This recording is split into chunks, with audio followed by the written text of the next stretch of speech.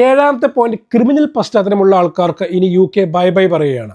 Criminal പശ്ചാത്തലമുള്ള ആൾക്കാർക്ക് ഇനി UK visa, ഇത്രയും കാലം പ്രപ്പോസൽ മാത്രമായിരുന്നു, ഇപ്പോൾ അത് നിയമപരമായിട്ട് വരാൻ വേണ്ടി പോവുകയാണ്. അതേപോലെ ക്രിമിനൽ പശ്ചാത്തലം ഉണ്ടായിട്ടും തെറ്റായ വിവരങ്ങളാണ് നിങ്ങൾ വിസ അപേക്ഷകൾ നൽകിയിട്ടുണ്ടെങ്കിൽ ഇതിന് തീർച്ചയായിട്ടും നിയമ നടപടികളും UK സ്വീകരിക്കുമെന്നാണ്. എട്ടാമത്തെ പോയിന്റ്, ഹോങ്കോങ് BNO വിസയിൽ മാറ്റം എന്നാണ്. അപ്പോൾ നമ്മൾ ഇന്ത്യക്കാരായ നമ്മൾ വിചാരിക്കുക എന്തിനാണ് ഹോങ്കോങ് BNO വിസയിൽ മാറ്റം നമ്മളെങ്ങനെ ബാധിക്കുന്നു? അതിനെക്കുറിച്ച് പറയുമ്പോൾ ചെറിയൊരു കാര്യം പറയേണ്ടി വരും. അതായത് അത് അവരുടെ പ്രതിഷേധത്തിൻ്റെയും അവരുടെ കൂട്ടായ്മയുടെയും ഫലമാണ്. ഹോങ്കോങ് BNO വിസ എന്ന് പറയുമ്പോൾ അവർക്കും ഈ ILR ബാധിക്കുന്ന പല കാര്യങ്ങളുണ്ട്. അവർക്ക് വിസ റിജക്ട് ചെയ്യപ്പെടുന്ന പല കാര്യങ്ങളുണ്ടായിരുന്നു. ഹോങ്കോങ് പണ്ട് UK ഭാഗമായിരുന്നു. അപ്പോൾ അവർക്ക് പല വിസയിൽ പല ഇളവുകളൊക്കെ ഉണ്ടായിരുന്നു. ഒക്കെ എടുത്തു മാറ്റുന്ന രീതിയിലുള്ള നിയമങ്ങൾ ഗവൺമെൻറ് കൊണ്ടുവരിക എന്ന് പറഞ്ഞപ്പോൾ അവർ പ്രതിഷേധിച്ചു. ഇപ്പോൾ ILRന് വേണ്ടിയിട്ട് നമ്മൾ മലയാളികളായിട്ടുള്ള ഇന്ത്യക്കാരായിട്ടുള്ള പ്രവാസികൾ പ്രതിഷേധിക്കുന്ന പോലെ തന്നെ അവർ പ്രതിഷേധിച്ചു.